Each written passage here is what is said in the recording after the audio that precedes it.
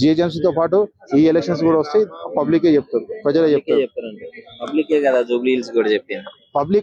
Public నైతికంగా గెలిచింది BRS ఆడ. ఆ రోజు లాస్ట్ లో ఓట్ ట్యాంపరింగ్ ఎక్కడ జరగలేదా అన్న? మాఫియా బోగస్ ఓట్లు ఎక్కడ వేపియలేదా అన్న? చెప్పండి. బీఆర్ఎస్ గెలిచినప్పుడు ఏమో జెన్యున్ గెలిచినట్టు, కాంగ్రెస్ జెన్యున్ అన్న. బీఆర్ఎస్ మీరు రికార్డ్స్ మొత్తం చెక్ చేసుకోండి అన్న. బీఆర్ఎస్ ఏ రోజైనా మొత్తము ఓట్ ట్యాంపరింగ్ కానివ్వండి, మొత్తము బోగస్ ఓట్లతో ఇక్కడ రిజిస్టర్ చేపించిరా అన్న? ఏపీఎలే కదా. ఏ నాయకుడు అన్నా, మీరు జూబ్లీస్ లో మీరు చెప్తారు కదా, ఏ నాయకుడు అన్నా, ఇప్పుడు రాజకీయ పార్టీలలో ఏ నాయకుడు అన్నా మీకు ఒక ఎపిక్ కార్డ్ డిస్ట్రిబ్యూట్ చేస్తారా అన్న? రాజ్యాంగంలో ఉందా? అది election commission of India issue చేసే కార్డ్స్ వీళ్ళు తీసుకొచ్చి వీళ్ళు ప్రజలకు ఇచ్చిన వీళ్ళు నాయకులే కదా.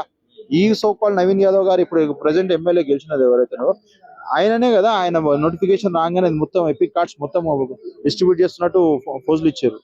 మళ్ళీ అది ఏం కాదా అన్న?